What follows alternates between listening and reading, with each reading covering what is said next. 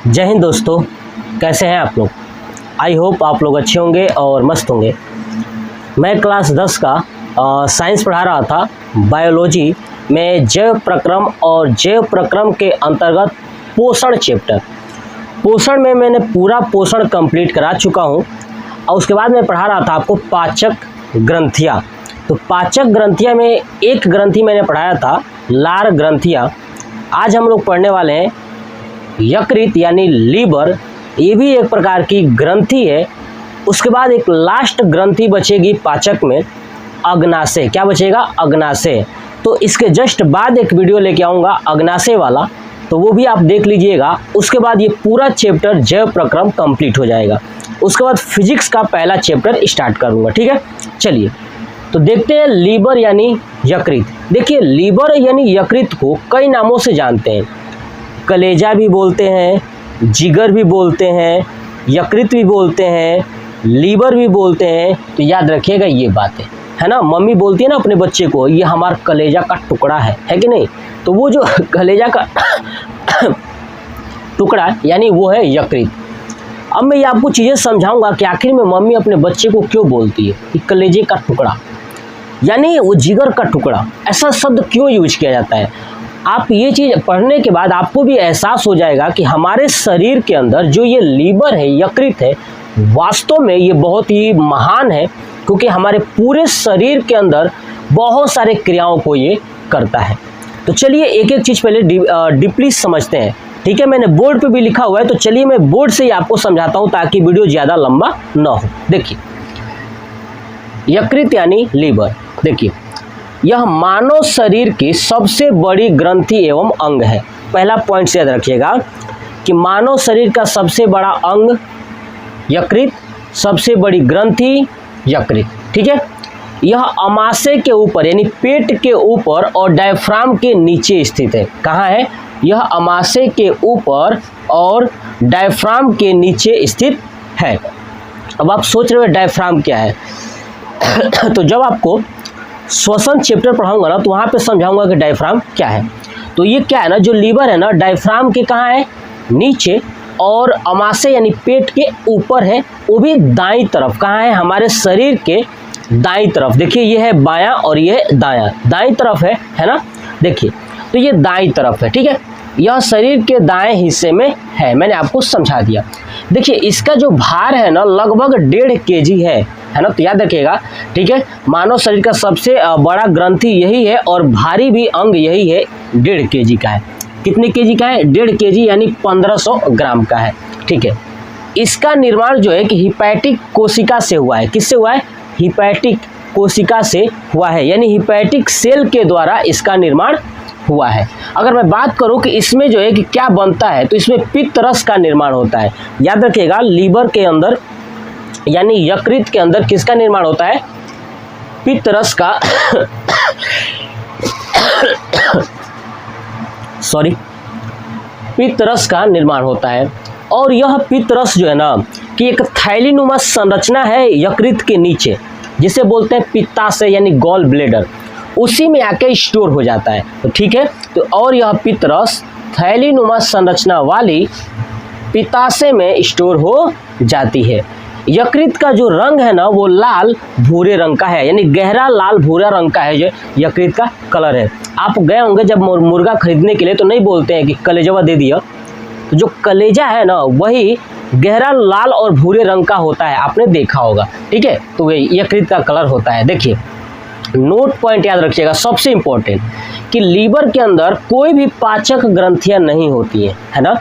Liver के अंदर कोई भी पाचक ग्रंथियां नहीं होती है, लेकिन फिर भी यह वसा का पाचन करता है। क्या करता है? वसा का पाचन करता है, यानी वसा के पाचन में ये सहायता करता है। क्या करता है? सहायता करता है। याद रखिएगा कि जो यकृत है ना, यकृत में कोई भी पाचक ग्रंथियां नहीं होती है, लेकिन फिर भी वसा के पाचन में ना ये सहायक होता है। बात समझ में आए? चलिए अब समझते हैं कि आखिर में लीवर के कार्य क्या क्या है। इसके अलावा, है ना, ये वसा के पाचन में सहायता करने के अलावा इसका और क्या काम है। तो पहला देखिए, पहला है पित्त रस का स्रावण। यानी ये क्या करता है यकृत कि पित्त रस का निर्माण करता है और उस पित्त रस को पित्ताशय में रख देता है। जैसे समझिए आप पिक्चर के थ्रू देखिए, ये हमारे पास जो कि ये मैंने बनाया एक नॉर्मल स्टमक, ठीक है। तो यहाँ पे पास में है ऐसे करके, ठीक है, देखिए ऐसे मैंने बनाया। ये है यकृत, क्या है यकृत। ये यकृत क्या करता है कि अपने अंदर पित्त रस का निर्माण करता है और वो पित्त रस इसमें लाके ये थैलीनुमा जो संरचना है पित्ताशय, इसको बोलते हैं पित्ताशय, ठीक है, पित्ताशय में लाके स्टोर करके रख देता है।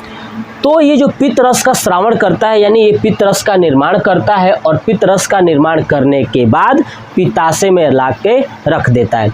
ये पित्त रस क्या काम करता है ना कि जो हम भोजन ग्रहण करते हैं वो पेट में जो जाता है ना, तो पेट के अंदर HCl होता है, पूरे भोजन में HCl मिल जाता है, जिसके कारण पूरा भोजन अम्लीय हो जाता है और उस अम्लीयता को दूर करने के लिए ये पित्त रस जो है कि उस भोजन के साथ फिर से मिक्स हो जाता है, तो भोजन बन जाता है क्षारीय और वो क्षारीय भोजन छोटी आंत में प्रवेश करता है। ये पॉइंट याद रखिएगा कि जो भोजन पेट में अम्लीय हुआ था उसे क्षारीय कौन करता है, तो पित्त रस करता है। कौन करता है?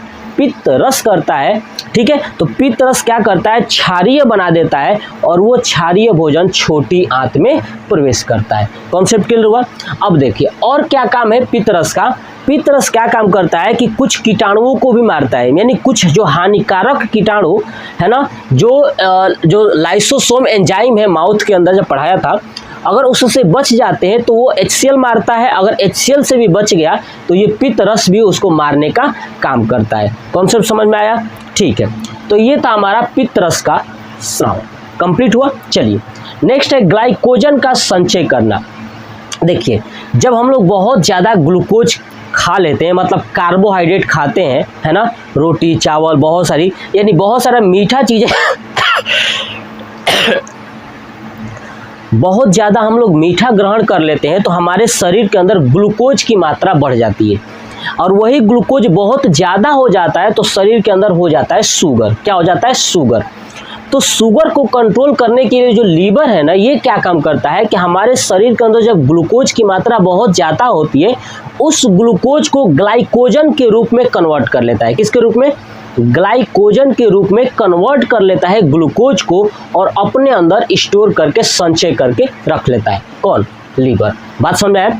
यानी लीवर क्या काम करता है कि हमारे शरीर के अंदर जो आवश्यकता से अधिक अगर ग्लूकोज हो जाता है ना, तो उस ग्लूकोज को ग्लाइकोजन में बदल देता है और ग्लाइकोजन को बदलने के बाद उसको अपने पास रख लेता है और फिर शरीर को अगर ऊर्जा की ज़रूरत होती है तो ये ऊर्जा यानी ग्लाइकोजन को ही शरीर के अंदर ट्रांसफ़र करता रहता है। बात समझ में आ गया? तो आपसे पूछा जाए कि बताइए शरीर के अंदर सबसे ज़्यादा ऊर्जा कहाँ स्टोर होती है, तो वो होता है यकृत में। किस रूप में? तो ग्लाइकोजन के रूप में। ये गलती से मत कहिएगा कि ग्लूकोज के रूप में, ठीक है ना। लीवर जो है कि ग्लाइकोजन के रूप में ऊर्जा को एकत्रित कर लेता है, ग्लूकोज को एकत्रित कर लेता है और ये ग्लूकोज हमें बोलने में, चलने में, हर चीज़ में ऊर्जा प्रदान करते हैं, मदद करते हैं। चलिए नेक्स्ट आता है यूरिया का संश्लेषण। यानी हमारे शरीर के अंदर जो भी मटेरियल्स हैं उसमें अमोनिया होता है। क्या होता है? अमोनिया होता है। इस उस अमोनिया को ये लीवर जो है कि क्या करता है कि यूरिया में बदल देता है।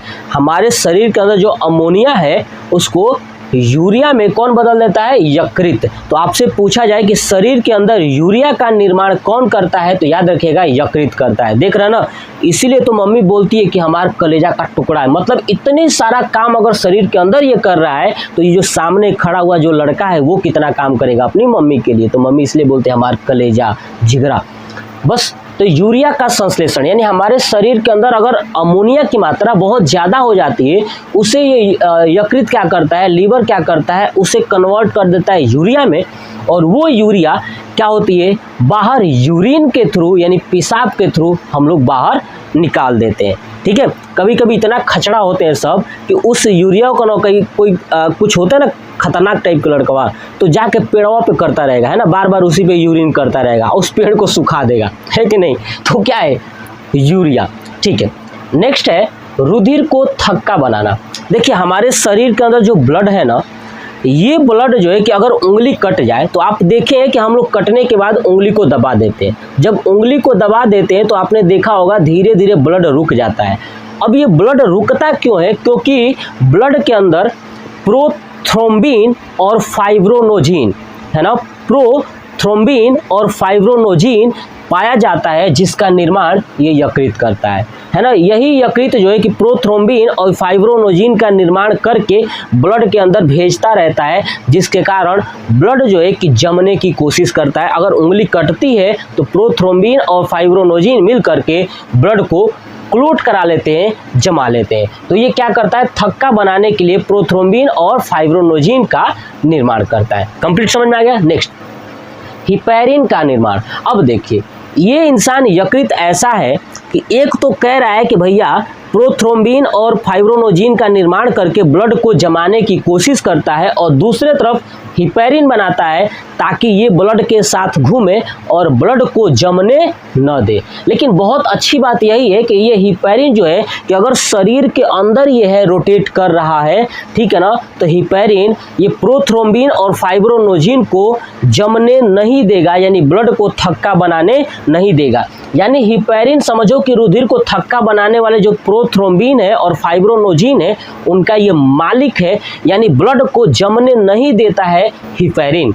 ठीक है, ये भी कहाँ पाया जाएगा? ब्लड के अंदर। लेकिन जब उंगली कट जाती है तो ये हिपैरिन की एक खासियत है कि जब बाहर की एटमॉस्फेयर की हवा लगेगा ना तो ये हिपैरिन मर जाएगा, और जैसे हिपैरिन मर जाएगा तो प्रोथ्रोम्बिन और फाइब्रोनोजिन को देखने वाला कोई नहीं है, माई बाप कोई नहीं है, तो क्या होगा? वो तुरंत जम जाएंगे। और जब तक ये ब्लड के अंदर हिपैरिन घूम रहा है तो ये ब्लड जम नहीं सकता शरीर के अंदर। लेकिन उंगली कट गई तो हिपैरिन को हवा लग जाएगा, हिपैरिन सूख जाएगा यानी डेथ हो जाएगी। उसके बाद प्रोथ्रोम्बिन और फाइब्रोनोजिन बेचारे चुप एकदम बना लेंगे थक्का, हाँ जम गए लोग, है कि नहीं। तो ये हो गया हिपैरिन का निर्माण करना। कौन करता है? यकृत। नेक्स्ट आता है वसा संश्लेषण, यानी हमारे शरीर के अंदर जो हम भोजन ग्रहण करते हैं, ठीक है ना, उसमें जो वसा होता है ना, उस वसा